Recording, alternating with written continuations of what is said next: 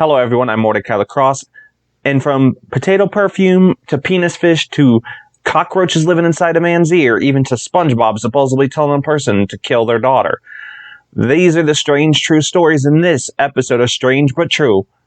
I'm Mortika Lacrosse. Let's get to the program. So here on your screen is the actual perfume that I was talking about, the potato perfume. The Idaho Potato Commission came up with this perfume or cologne or whatever you'd like to call it, eau de toilette or whatever, and it actually supposedly smells exactly like French fries. Because that's exactly what I thought to myself. I want to smell like French fries. Like, I'm pretty sure no one thought of that except maybe John Goodman. Just saying, nobody, I don't think, wants to smell like French fries, except maybe a big guy, that's into food. I'm just saying, who really thought this was a good idea? So, the Idaho Potato Commission announced it during Valentine's Day that they were celebrating their state's signature vegetable or whatever potato is. Is it a starch or is it a vegetable? You know what? Either way, with their limited edition product, potato perfume, the IPC said the fragrance Frites by the Idaho is made from distilled Idaho potatoes and essential oils is designed to smell like a fresh plate of French fries. Wait, distilled. Isn't that how they make alcohol? Could somebody actually drink the thing and get drunk? Anyways, they decided that smelling like French fries was a good idea. Whether you are at a drive-thru, a restaurant, or dining, and it's nearly impossible to grab a fry and take a bite before you dive into your meal, the smell is too good to resist. The perfume is a great gift for anyone who can't refuse a French fry. $1.89 bottles of fragrance had sold out quickly on their website. But social media users can enter an Instagram contest to win free bottles. So if you want to smell like a French fry, if you want to smell like a fat guy that's living in his parents' basement that hasn't taken a shower, then this potato French fry perfume is for you.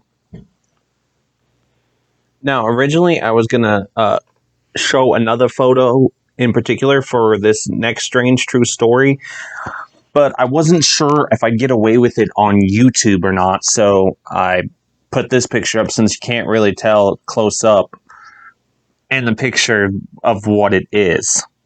But what you're seeing on your screen is a particular worm, if you will, that looks like male genitalia. Yes, that's right, or also known as penis fish. On a beach in California, thousands of these penis fish washed up on the California beach. And one onlooker spotted a bunch of seagulls eating such said penis fish.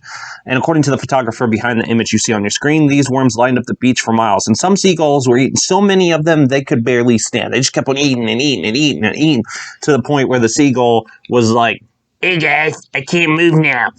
Or something like that. They could barely move because of how many of these penis fish, if you will, that they ate. And people were like, what the hell are these things all over the beach? Well, they're called innkeeper worms. But yeah, as you can see from these photos, if you would zoom up in on your screen, I was watching this, or I can have the link in the description bar down below so you can check out that, and you can see that these fish, or this innkeeper worm, literally looks like a penis. But I couldn't use the particular photo I wanted to because I was afraid that YouTube would mark this video as inappropriate if I did. So instead, I used this photo that you now see on your screen before your eyes, if you will.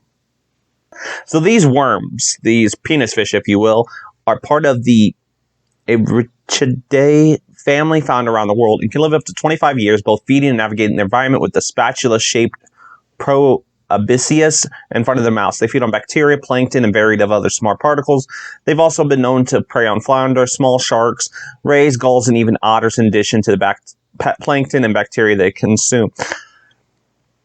But yeah, so these penis fish, if you will, were found washed up on the beach. For California beachgoers, they were like, whoa, what is this?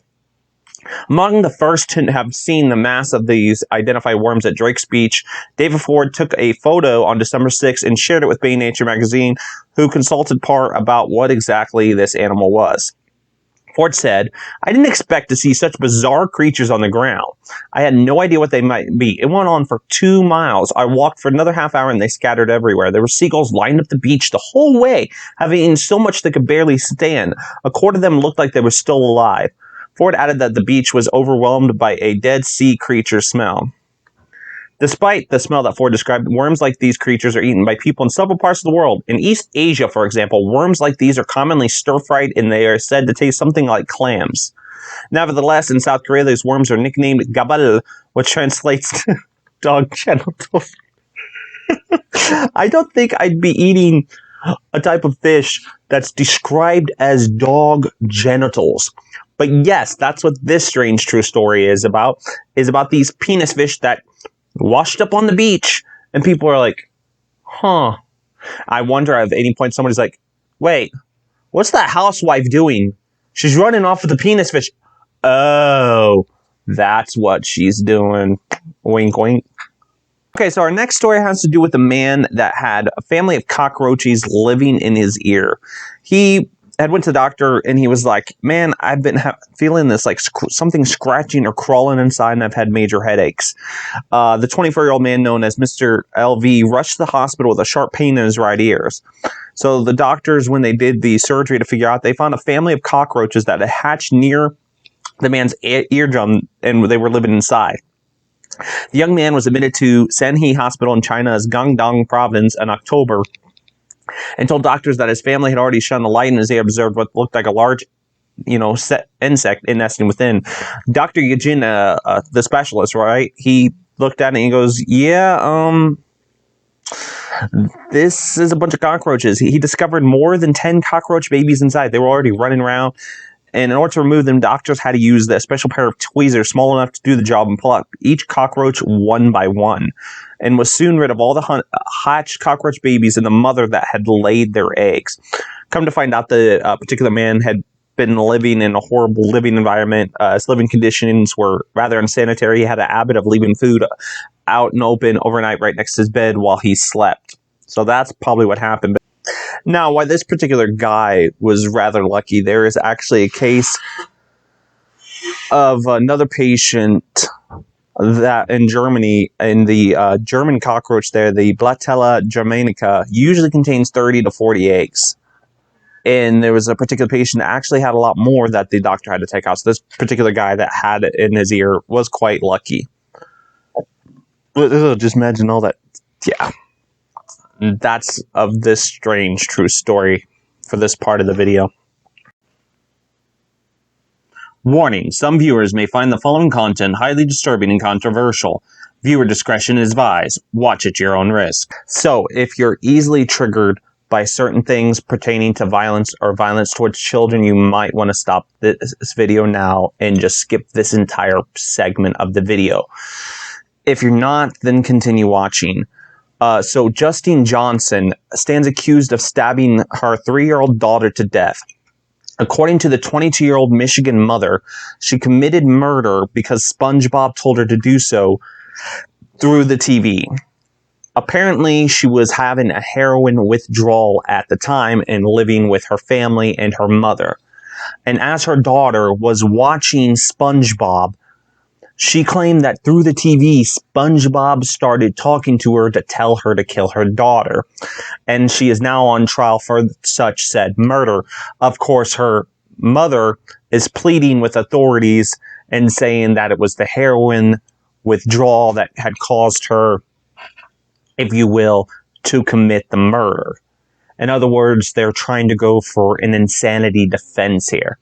Honestly, I think that it was her heroin withdrawal and she was not hallucinating and she did not really think that SpongeBob was talking to her through the TV. Since people that are on drugs during withdrawals are known to prone to violent, outrageous behavior, and I think in a fit of rage, she attacked her daughter and is now using this as an excuse. The reason this is in this strange but true video is the fact that if she's correct and is the heroin withdrawal, that she believes SpongeBob was telling her to kill her daughter. I've watched SpongeBob, and the only thing I've ever wanted to kill while watching SpongeBob was SpongeBob himself, and most likely the creator of SpongeBob for making such a dumb-ass cartoon. Unfortunately, I can't kill the guy who created SpongeBob because I believe he died. Or it was the actor that played SpongeBob? I can't remember. I think it was the creator that created SpongeBob is dead. So unfortunately, death got to him first before I could. Joking aside, though, that's the reason it's in this strange but true video, is the fact that she believes SpongeBob, of all people, were telling her to kill her daughter. I think she's just trying to go for a temporary insanity defense in order to get away with this horrific crime. I think it was the heroin withdrawal and the fact that the withdrawal and she hadn't had that fix, that she struck out in a violent rage and killed her daughter and then regretted it later and is trying to cover up the fact that she did it on purpose and blaming it on a cartoon. And this kind of thing is why people, and mainly Congress and the Senate, has always claimed that television and movies and music influence people to kill and murder people. Like they tried to claim that Catcher in the Rye told that one person to try to kill John Lennon. Or was it they were supposed to kill Ronald Reagan? Anyways, that's beside the point. I've read Catcher in the Rye, and the only person I wanted to kill after reading Catcher in the Rye was the idiot that wrote such a garbage book, and I really don't see why it's on the ban list because the book sucks ass. I'd rather listen to J.K. Rowling's rants, her anti-transgender rants, than read one page of Catcher in the Rye. It's garbage, not because of excessive violence and excessive language and excessive content, just because the dude's an asshole. That's beside the point. Sorry about the rant. But the point being is, that's why it's in the strange but true, is the fact that she's claiming SpongeBob told her to kill her daughter. And what I do know is I don't think SpongeBob would tell anyone to kill because he lives in the pineapple under the sea. And yellow and poor as I don't think he would say, kill your daughter. Mickey Mouse, on the other hand.